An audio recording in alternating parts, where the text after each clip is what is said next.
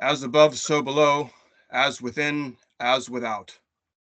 Welcome to Wheel of Ezekiel Astrology Podcast, Episode 7, The Mercury Cycle, and the Decans of the Zodiac. I'm joined today by astrologer and author Michael Suter of Diamond Seed Astrology. He's the author of the book Venus in Virgo, Archetypes of Goddess Consciousness in Astrology. I've followed his work for a few years now. Michael, it's good to have you on. How are you doing? I'm doing great. Thanks so much. It's great to talk to you. Great, wonderful. So I guess before we dive into our topic, perhaps you want to introduce yourself, a few other things about your work, how long you've been practicing astrology or studying it? Sure. Okay. Yeah, so I've been practicing astrology for about 12 years now. It's been that I've been actually really deeply involved in astrology as a practitioner. Prior to that, I was doing more just as an occultist and a pagan.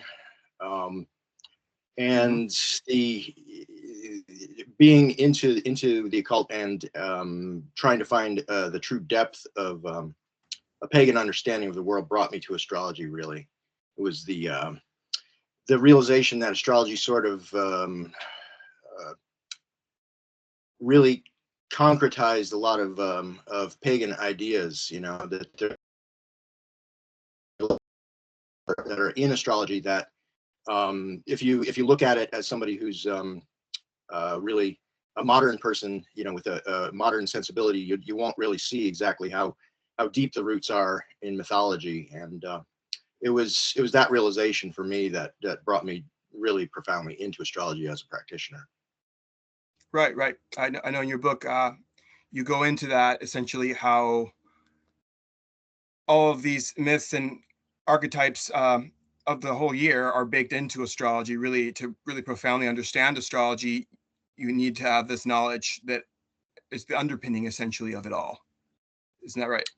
Yep, absolutely. Yeah, it's my thesis that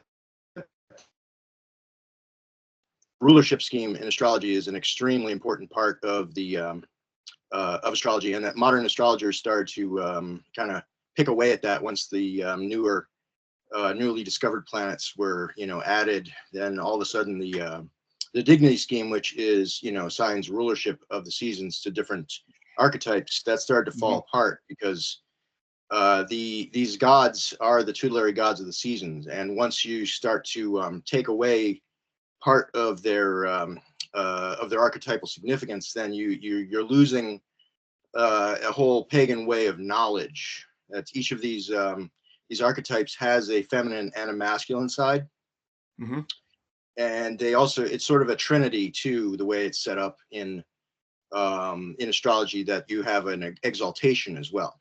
So you've got three high dignities that are there's a lot of really profound mythological material there that can be mined. And once you start to see that the whole thing is based in the seasons, that these archetypes are functional for the seasons, that you need to have these archetypes to shepherd the life force through the sacred year, the thing becomes very organic. The Zodiac is a very organic story, and the story that it's trying to tell really is the story of Persephone. That was kind of the last chapter of my book, is exactly trying to start to really put the Zodiac into that framework, where you've got the Persephone going into the underworld, being absconded with by Pluto, and then coming back to the extroverted world of the above ground, which is what happens to the life force during the year. So it's telling the story of like the vegetation, but that metaphor is a much bigger one. It works for the human life too, that we go through our seasons. We're influenced by the seasons, and we need to take certain actions in the seasons in order to survive. We need to have certain attitudes to get through adverse times, and certain attitudes to bring us out. as well. Yeah, absolutely. I appreciate you bringing up all those points. I love how you explain all that so well in your book, which I highly recommend for people, especially beginners that are studying astrology. It really it informs you really of these more subtler things that you don't usually find in most average astrology textbooks, or I don't know if really anybody else is really talking about it from that perspective. So that's part of the reason why I really wanted to have you on here to Right. go into Yeah. that. But more so today, I want to zone in and focus on Mercury as an archetype in particular. Excellent.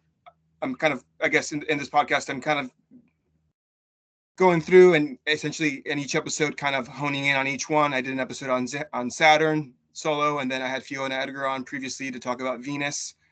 So today Mercury is our topic. And so I guess my first question would be then just quickly, so we can move in, I guess, into some of the more nuances, is what are some basic significations of Mercury in astrology for beginners? So yeah, Mercury is most closely linked to human consciousness, to our ability to interact with our neighborhood, with the world around us. There's a lot of big significations to Mercury, but he's really the archetype that we use to gain skill and knowledge of our world. And in order to understand Mercury, as far as I'm concerned, you have to look at his attitude and what he does with the goddess, with the life force itself. So for me, this brings us to the seasons that Mercury rules. Mercury rules the signs of Gemini and Virgo. Those are mutable signs. They're at the end of the season in spring and in summer. So Mercury gives us the knowledge that we need to bring us through the seasons where there is abundance, essentially. The seasons when we have things to count, whereas in the winter we don't have so much to count. Rather, we're just trying to survive through adversity. Mercury is the archetype of the businessman, of the artist, merchants, which Mercury, yeah. Right. Yeah, it's and it's about making a profit, but it's also a very slippery archetype because Mercury is the archetype of the the linguist. Language is under Mercury's domain, and also if you want to, what's that? Also the trickster, which language is very, very much very slippery in that way of how it can be very deceptive as well. So I was going to get into that a little bit later on, maybe, but go ahead and continue. There's many different languages, and back. Okay. Mercury is also a cycle. Getting out a little bit. So the cycle bomb, yes, that's right. So he's got this connection to Anubis, in the Egyptian pantheon. Yeah, exactly. Essentially, escorting souls right down the river into the underworld. Precisely. Very good. So that's sort of the chthonic Mercury. If you look at the Orphic hymns, that's a great place to look to start to understand the Mercury's significations, because it talks about terrestrial Mercury as well as sort of a celestial Mercury. So Mercury is also, like, if you get into Hellenistic astrology, Mercury doesn't really have a sect. He is an archetype that can belong to either the day sect or the night sect, which is also slippery. That's kind of the slippery thing. He doesn't really side with either one. Well, that's his nature. That's precisely why in Hellenistic astrology he rules the helm, the first house. He's right there on that periphery between the 12th house and the first house. What's visible and what's invisible, you could say, right? Exactly. So kind of day and night, kind of that horizon. Right. Okay. That's all good. As an introduction, I think that it makes a very clear basic understanding, at least, of what Mercury represents here. So can we maybe go in now to what the Mercury cycle actually is? And of course, then the Mercury retrograde ties into that because it has to do with the conjunctions with the sun. right? Where it switches sides essentially, right? Where it becomes either it rises in the morning or in the evening, depending on which side of the sun it happens to be. So, Correct. right. So yeah, if you want to talk about the nature of a morning rising Mercury versus the nature of a evening rising Mercury, that would be that's an interesting topic, and a lot of astrologers don't really get into that so much. So when Mercury rises before the sun, this tends to be a like in a natal chart, you're often talking about somebody who's a bit more curious, a bit more out ahead of things, trying to like maybe even subvert the rules, like, you know, take the pioneer, somebody who's like going to take a lot of chances. Whereas if you have a night rising Mercury, that's going to often be a person who has a bit more of the storytelling, the looking back at things, more reflective, someone with perhaps a bit more wisdom. I've done a lot of charts of famous people, and you'll find people who are particularly transgressive will often have a morning rising Mercury. I was release a book on the serial killers, which is something you'll find something very interesting when you just look at the Mercury of some of these people who are very, very transgressive. Like John Wayne Gacy has a Mercury in the first decan of Pisces, and it was right just about 28 degrees from the sun, about as far as you can get from the sun with the Mercury cycle. Right. So that's you know, that's a very transgressive profile. Right. You said it was the last decan of Pisces? His Mercury is the first decan of Pisces. First His decan, sun is in the last decan of Pisces. Right. That first decan, that is ruled by, I want to get into this again later. Later on in the episode of Pisces. Yeah. It's ruled was it's not Jupiter, is it? It's Jupiter and Saturn. Jupiter and Saturn. Yeah. Okay, right. Yeah. So okay, cool. If we get into the decans, there's two rulers of each decan, and one is going to be by the descending Chaldean order, and the other is going to be by triplicity.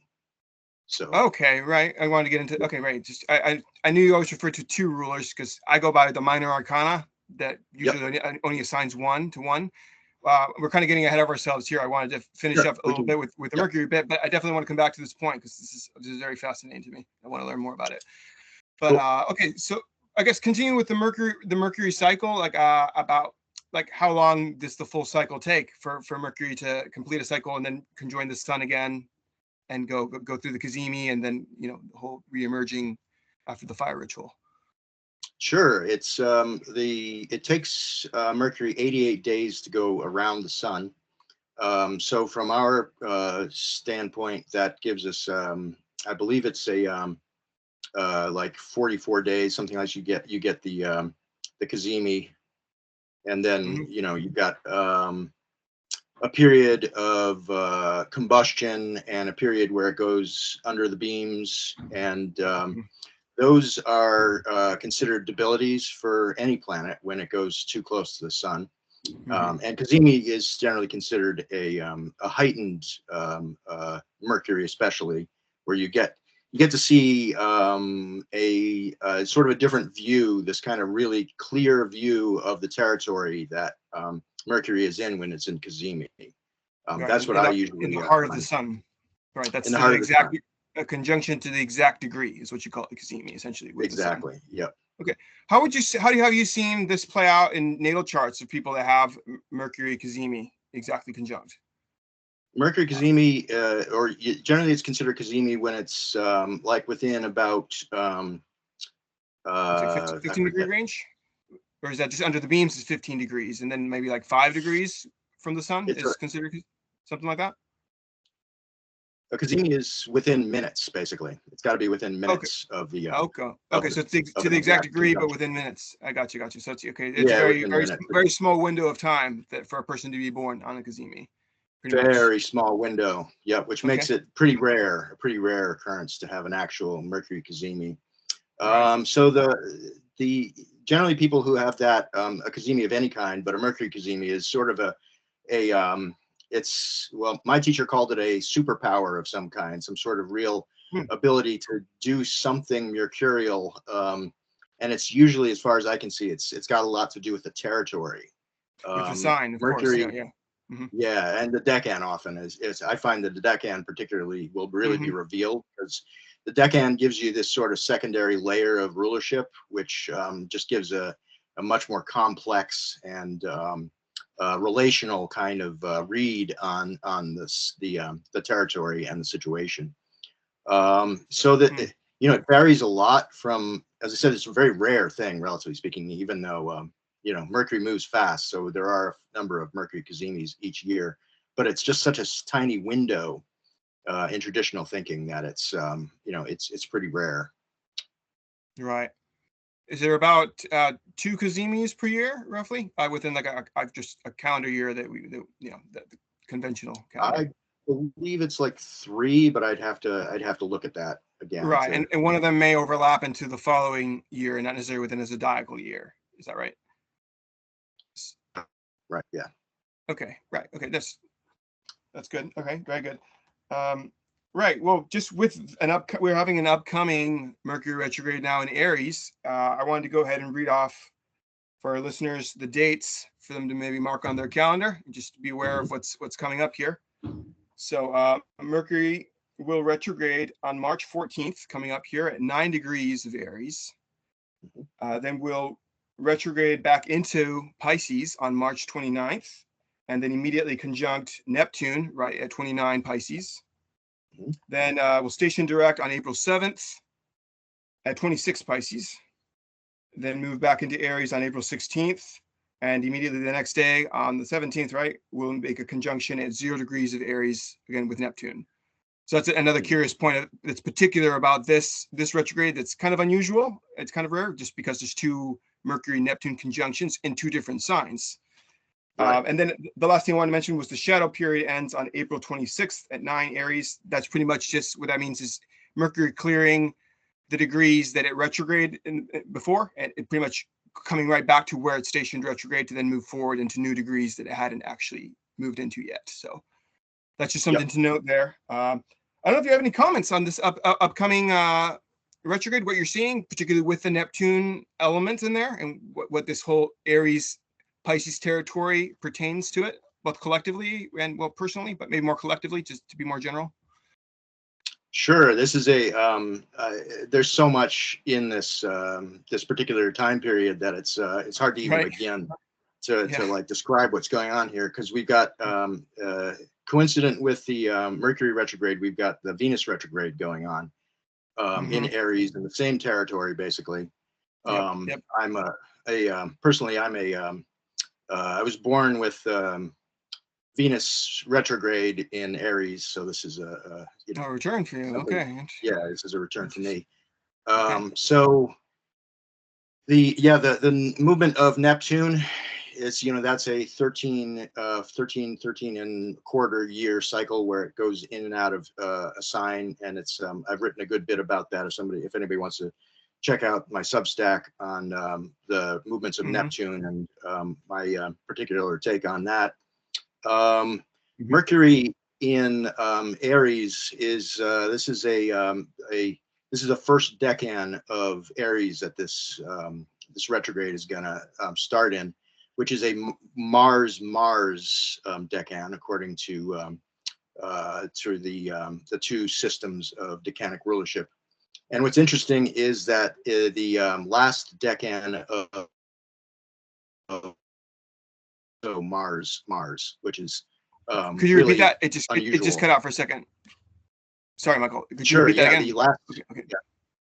The first decan of Aries is a Mars decan, Mm-hmm. and the last decan of Pisces is also a Mars Right. decan. Mm-hmm. Mm-hmm. So in traditional thinking, this is the idea that the weight of carrying the year, the life force through this equinoctial point is Mm-hmm. only Mars could do that, because only Mars has the determination and the force to push Yeah. the life force up into the Exactly. extroverted world. So it's one of these really fascinating, Mm-hmm. where astrology and the metaphors really line up beautifully. Yeah, well, So even the glyph of Mars, the glyph of Mars itself depicts that. It's the circle, which is the womb, and then the yep, arrow shooting out, emerging. So it's like the individuated process. right, You know, as yeah, birth is a very bloody, violent process, you could say. I mean, to break out of, this womb essentially, right? Or like a little shoot exactly, coming up out of the ground, which the Aries symbol also resembles. They have precisely. there. So, Yep, so yep, anyway, precisely. all Yeah, these symbols, little subtle things that really tell you a lot about what's happening at that point of the year. That exactly, right. exactly. And So it's when you have placements, around the equinoxes, these are extremely important points because the mhm, astrology really points to that. It shows us that the equinoctial points and the solstitial points are the wheel of the year. So mhm. these are the points where I've written about this, and I'm going to do a class on this. How Oh, the okay. points of the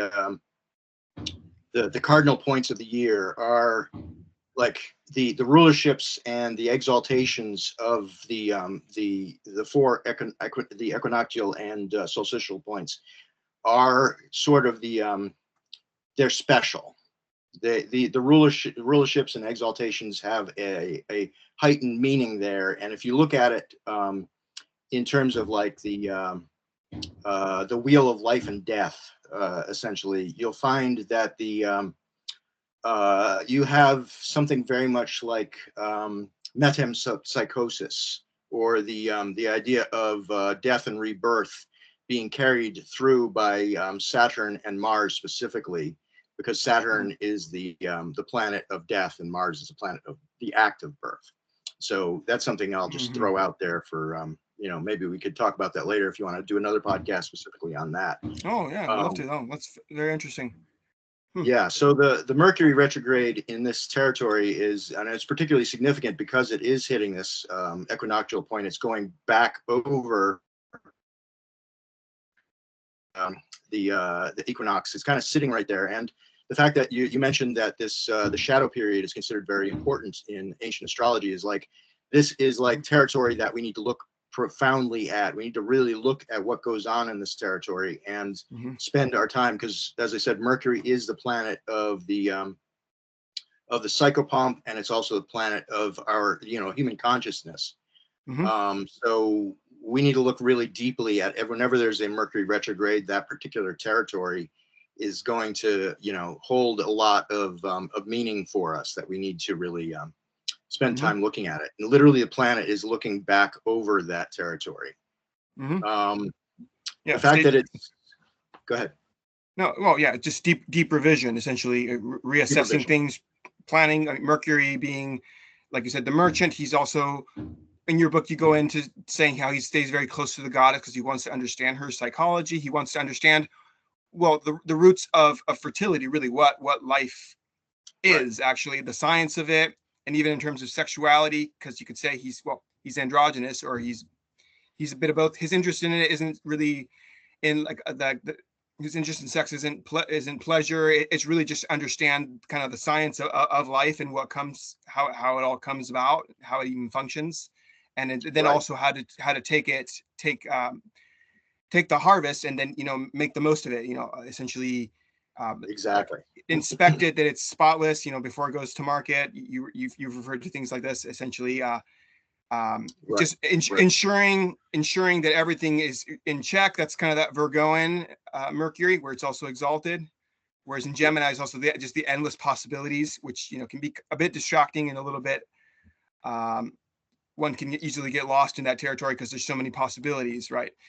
But right, that's what Mercury does. He's essentially the mechanism that allows us to make sense of the world.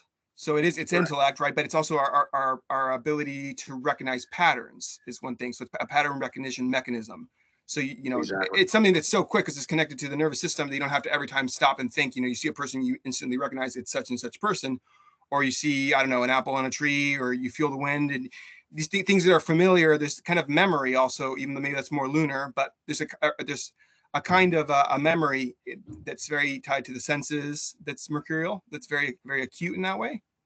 Yeah, absolutely. So Mercury sort of sets up our paradigm of knowledge. He kind of sets up the Yes. our language. So he's constructing ideas of what's going on in the world around us. Mm-hmm. And what a successful Mercury does is to not hold on to those constructs too Mm-hmm. tightly, because that's No. stuck in his ways, and he can't see that there's other possibilities, that there's there's things that he doesn't know that are very in my book I talk about the hermit card in the tarot as Mm-hmm. being a profound archetypal image for Mercury, because he realizes that all that he's got is that little bit of light in front of his face. He's out Mm-hmm. there in the mountains looking, and all he's got is that light, and he knows that. So he has to be a profoundly in touch with the fact that he only knows a little bit about the world, and he only ever will know that little bit about the world. So when Mm-hmm. Mercury becomes builds up big ideas, more Jupiterian ideas, where he's trying to create a larger landscape of the world, and that's okay to do. It's good to do that, but you have to hold on to it loosely, and you have to Mm-hmm. realize that the goddess is always a mystery.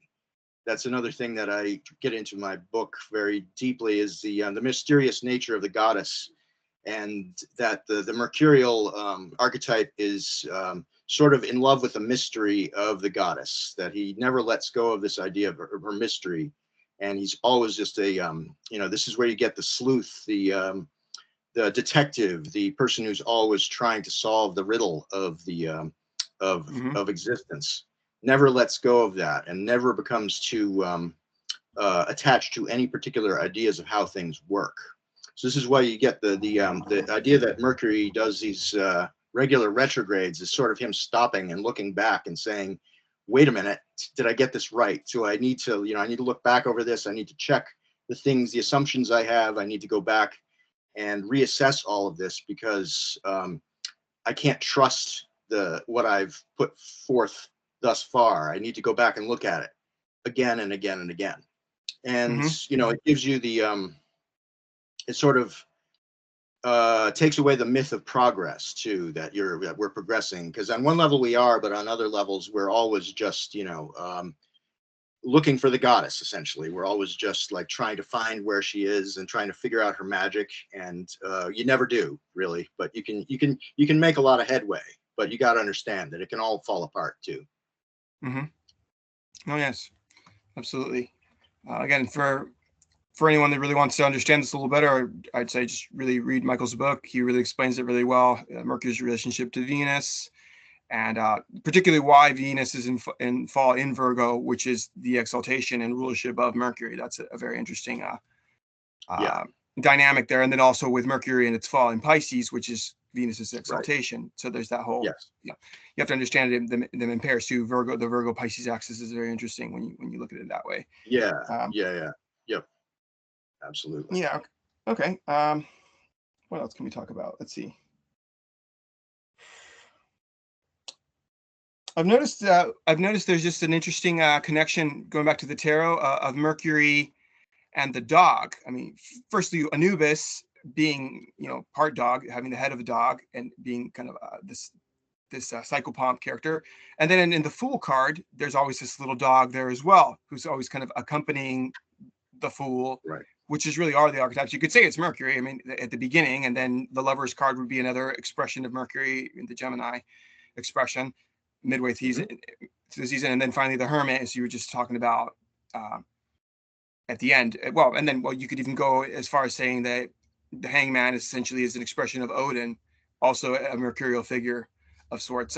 Maybe let's talk about that, kind of this cross pollination between different traditions that have this mercurial character under different names. The Greeks called him Hermes Trismegistus, from which we get the Hermetic text, like in the Kabbalion and the Hermetica. Uh, the Romans just renamed him to Mercury or Mercurio. Hmm. Then Odin in the Nordic tradition, and then even Thoth in the Egyptian. So Right. all these parallels between these archetypes essentially do you see them all essentially as the same archetype, just with a few minor variations, or do you see some pretty significant distinctions to note? So I think they're all really valuable to look at, and they all kind of point at slightly different ideas of what this archetype is. Hmm. You need to look at all of them, and that's very mercurial in itself, is to look Right, at all right. of them, you know, Sure, and sure. to say a yes to all of them, and really look at how they function within mythology. I think that's one of the things. If in order to get these, you need to look at these stories specifically, and what do they do with the other archetypal figures? How do they function within the myth and the story itself? Right. So one of the reasons I go back to Odin all the time is that I see it's one of the clearest reflections of this idea that the mercurial archetype follows the goddess around and is trying to understand her magic. Essentially, that's what Odin is trying to do. And Odin, when we think of Odin as this, very masculine archetype, but he learns the satyr, which is Exactly. the feminine magic, which is Right. something that's forbidden to males. Hmm. And he Hmm. gets a lot of hell for that. He's treated as an outcast in some ways for having learned the female magic, and Hmm. he follows her around. He's in love with her, but it's this special kind of love that I'm talking about, where he's like he's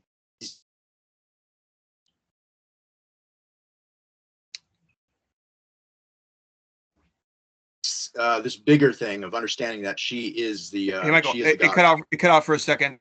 Sorry, could you Okay, repeat that? It just for like a second. You're talking. He follows her absolutely. around, and Yeah, so Odin is trying to understand her. He's trying to, it's a love story between Odin and Freya, but hmm. it's clearly something much larger that they're getting at.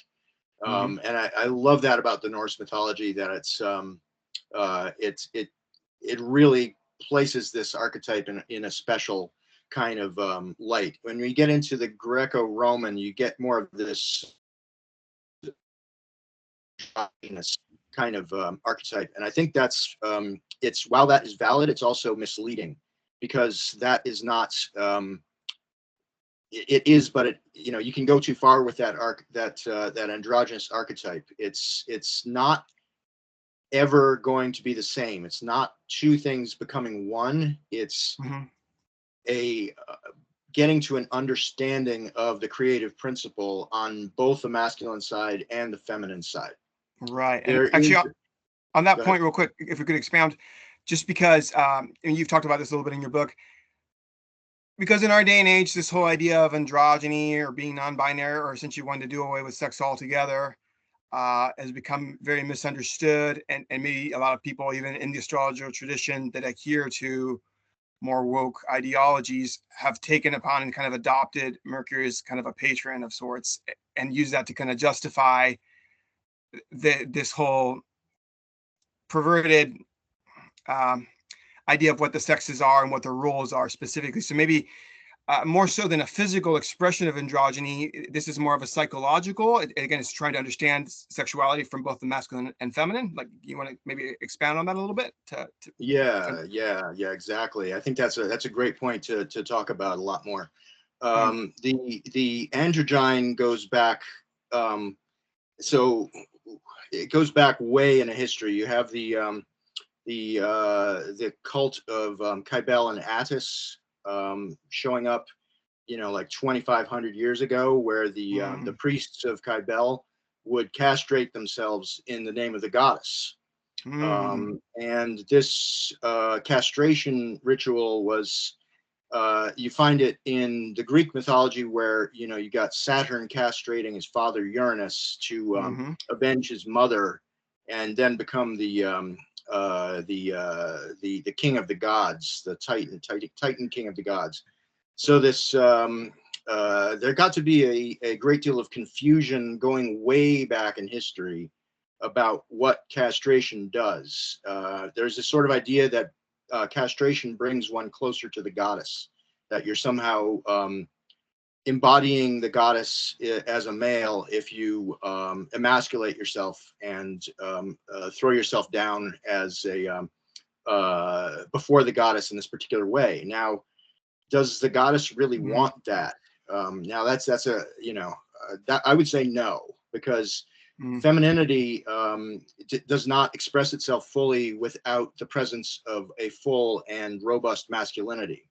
And when males abandon their masculinity, then the not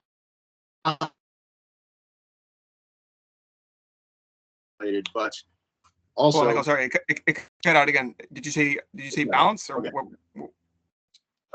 I was just saying that when masculinity is Abandoned, curtailed, when it's emasculated, when you've got this sort of the abandonment of masculinity does not. The chivalric male. The chivalric male essentially appears masculine on the outside, but is internally very, it's self-castrated and emasculated and at the service of the female, essentially. Exactly. Yep. Yeah. It's the abandonment of this masculine principle in the name of the goddess, of trying to cater to the goddess. There are good reasons why males would, in fact, try and protect the female. Traditionally, that is part of ancient cultures where you have like in the Norse tradition, the Germanic tradition, you'd have a council of women and a council of men who would meet independently of each other, and they would be directing the movements of the tribe, making decisions, and they would generally not come together unless they had to in order to discuss a particular matter. So there'd be sort of like a coexistent matriarchy and patriarchy going on at the same time. Now, the matriarchy would be hidden from the outside to view. They would not be able to get to the matriarchy. It did not exist to people outside of the tribe. It was hidden, which is still what's happening within our society within now. Today. I was going to say nothing's really changed. Ultimately, that this whole patriarchy we seem to have, it has a masculine face, but behind it, who's actually running it? Well, Michael Suter goes into, people that are familiar with his work, referring to what he calls either the female Illuminati or the Priory of Sion. That's a whole rabbit hole on it to itself to go down and really explore. But kind of what you're saying, who really wields the power from behind is this obscure group that in order to function as it does, it needs to remain in the shadows and uses the masculine as an image to go out front, essentially as a shield, and also just to cast blame onto. So, I don't want to turn this whole discussion into this whole battle of the sexes or all that. It's an important point to bring up, but perhaps we'll do another episode on that at some point and how it ties into this whole broader story. But I guess to stay on topic, where we were going. Yeah. So, going back with unless you had one more thing you were going to add. I didn't mean to cut you off if you had, you're wrapping up a point there. Well, just, if we're going to talk about Mercury and we're going to talk about the relationship between the masculine and feminine, Mercury is the archetype that is most closely involved in this conflict between the masculine and the feminine. Again, the archetype in traditional astrology, the archetype does not coalesce with either side. It coalesces with both. So when I say this, for people who are not familiar with Hellenistic astrology, there's two sects of planets. There's the lunar sect, the night sect, and there's the day sect, which is the solar sect. And certain planets are parts of these. And Mercury is. We just stated this. The sun rules obviously the diurnal with Jupiter and Saturn, and then the nocturnal night sect, by the moon, ruled by the moon, with Venus and Mars. And then Mercury plays between both. Like we said, he's on the helm. He doesn't really have a team he picks. He just will fluctuate between both depending on what suits its purpose at the time. Right, exactly. So he's like a mediator, kind of non-partial, essentially just there to kind of really absorb information rather than pick sides. He's not like emotionally invested, you could say. He's very detached in that way, and he really is just curious and wants to understand things objectively, rationally. Right. And that's how he makes a profit too. When you don't know what's on the other side of the lineman, you're able to tell, you're sort of the intermediary. And this intermediary. Yeah, like if you're going to make a bet on a team and you're in it for the money, it's not about having allegiance to one team you want to win, but really which one logically has more probability. And Right. if you're in it for the business side, you'll bet on the team or the horse or whatever thing that it is that has the higher likelihood. You're not swayed by sentiment or by colors of this jersey or that jersey or whatever team Right. happens to be more popular or whatever. That's not a factor in what Mercury is considering in its Yeah. decisions, because the profit, Precisely. that's the bottom line there, right? He's a businessman, Yep. or the archetypal businessman, you could say, the merchant, right? So, but then Yeah. also the thief. Again, maybe we should touch Yep. on this. I wanted to go into this. Maybe that's a good time to go into this now. Mercury is the trickster because he's got this swindler, patron of thieves side to him as well. Hmm. Either with words or just some kind of deception. That's kind of the malefic side of Mercury, which he's not inherently malefic or benefic. Like I said, he plays on both teams. Um, Yep.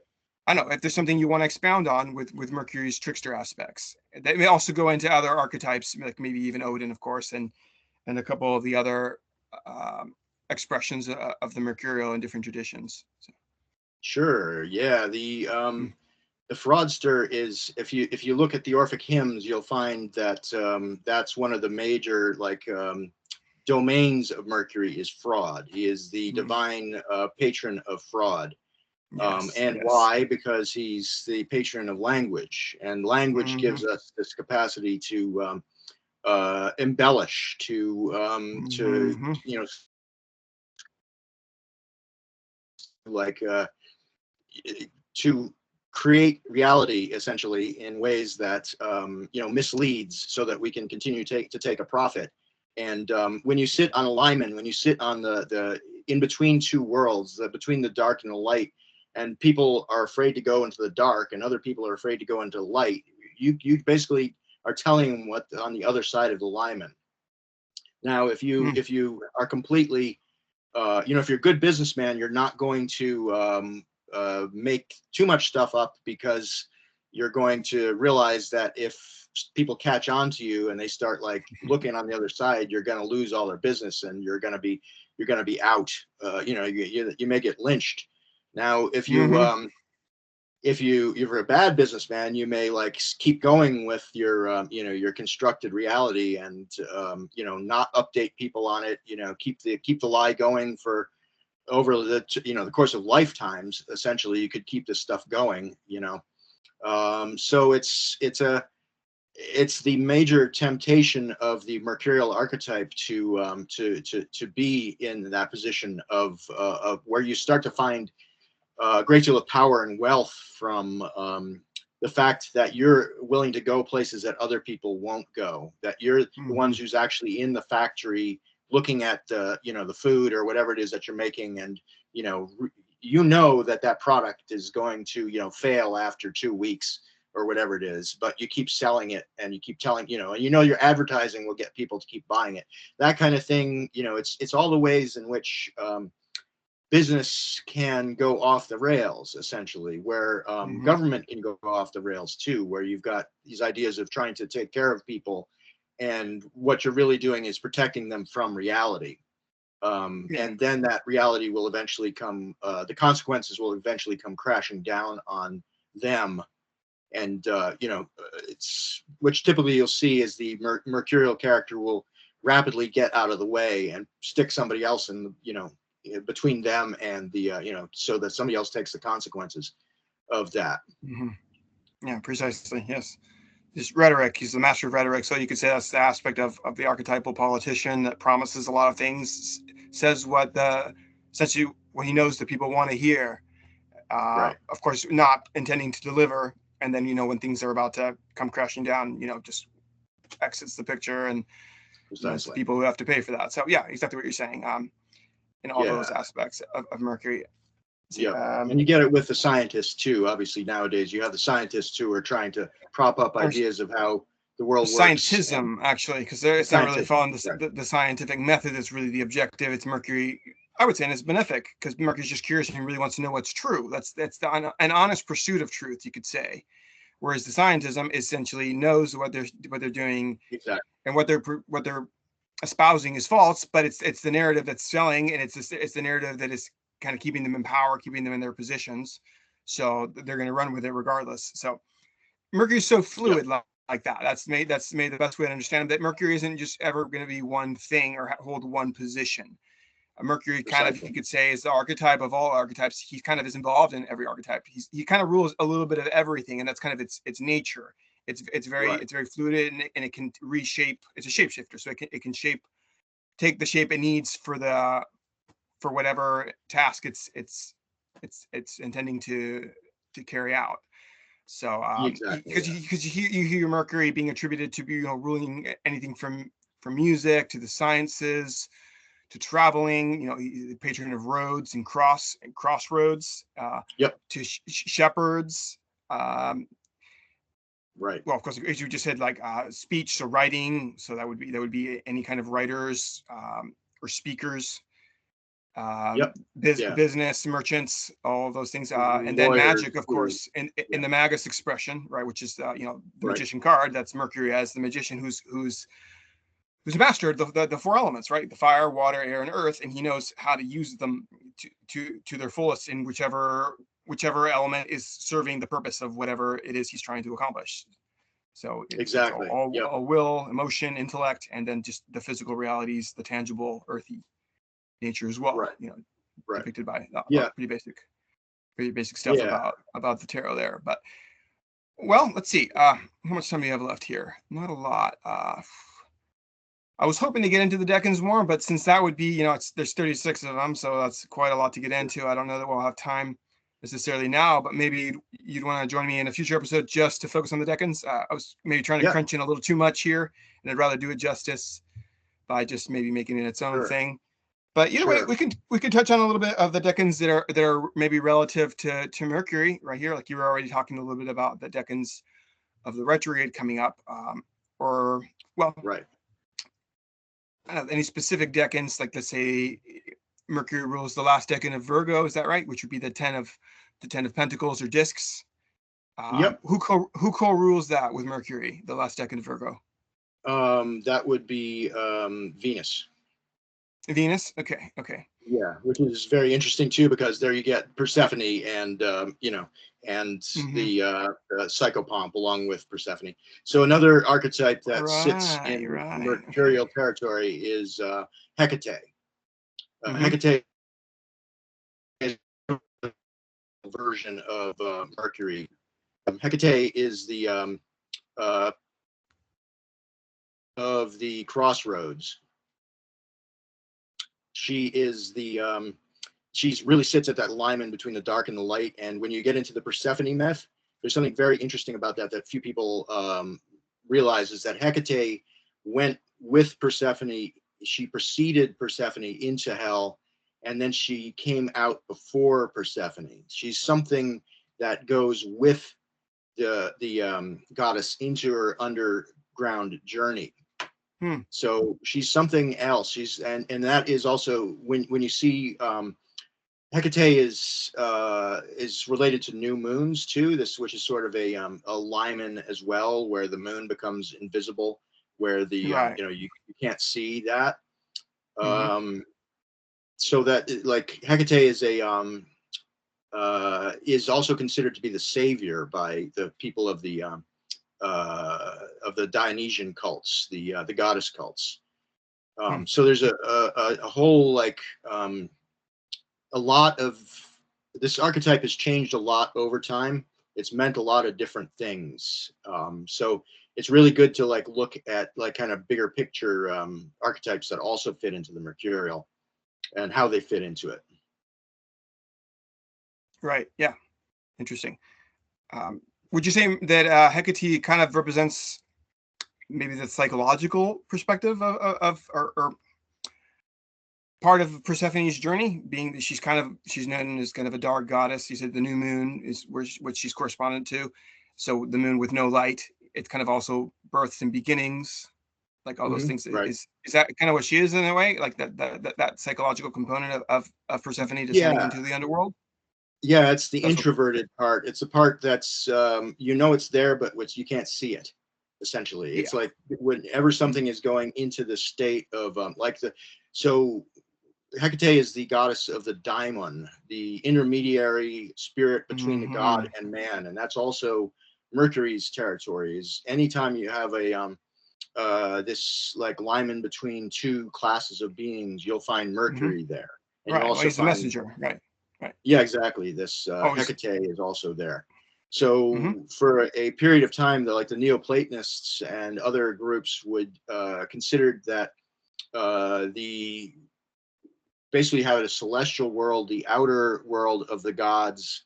Then you had the lunar world, which is the intermediary world, and then you had our world as essentially the underworld. Hmm. This is kind of where things fell off the rails in terms of what I consider. We get into the Gnostic kind of ideas where like we're Yeah. not the middle world, we're the place that's being ruled by a demiurge. This Yeah.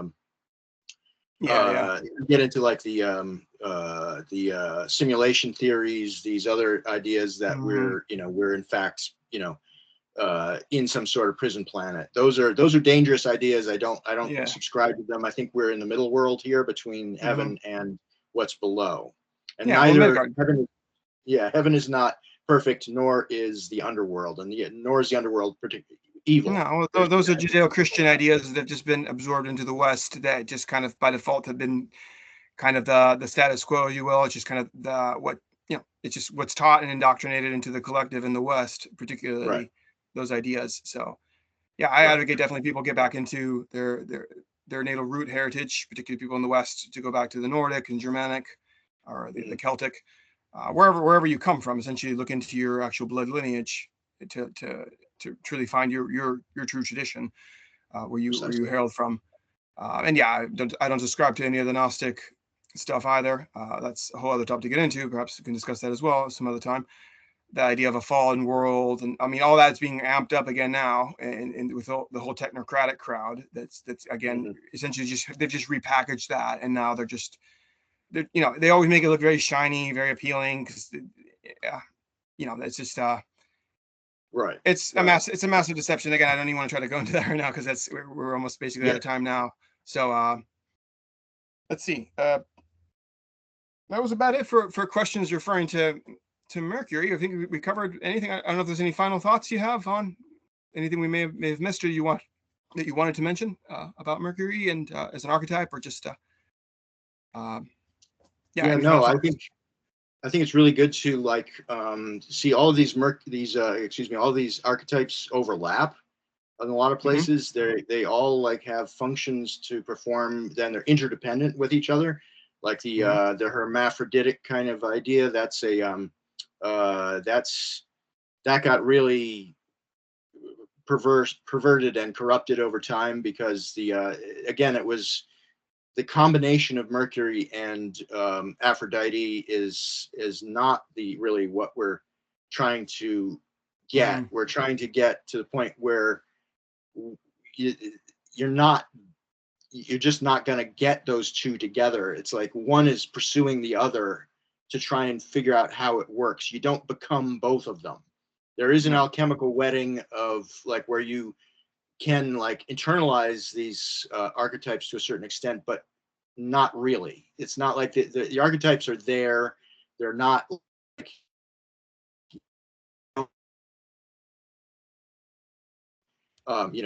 achieved something. That's not how things work. So Mercury is really like sits between almost all of the archetypes too. You get like a hybridization of Mercury with Saturn. If somebody has like in my chart, I have Mercury and Saturn conjoined in Aries. Mm. You get wherever your Mercury sits, look at the planet that if there's other planets right next to it, it's likely that it's going to take on a lot of the attributes of that other planet. Sometimes it may be the sun. That's fairly common because Mercury doesn't go very far from the sun. But Hmm. it'll sit next to Venus, and you might get a lot of musical talent or love for jewelry and like making beautiful things, painting those Hmm. things. Hmm. Mercury, with Mars, you can get a lawyer often. You'll get somebody who enjoys belligerent speech. You know, Hmm. Yeah, it's that's very nuanced, and yeah, we could definitely talk yeah, about all the planetary combinations and all that. Anyways, yeah. Michael Suter, Thank you so much for joining me today. Everybody go check out Michael's Substack, Diamond Seed Astrology. It's got some fascinating articles there, and also his book. There's Venus and Virgo, Archetypes of Goddess Consciousness in Astrology. Michael also has a YouTube channel where he goes into some of these same topics. So check that out as well.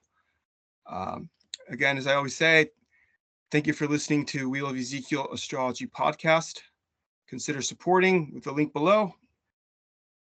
And as above, so below, as within, as without.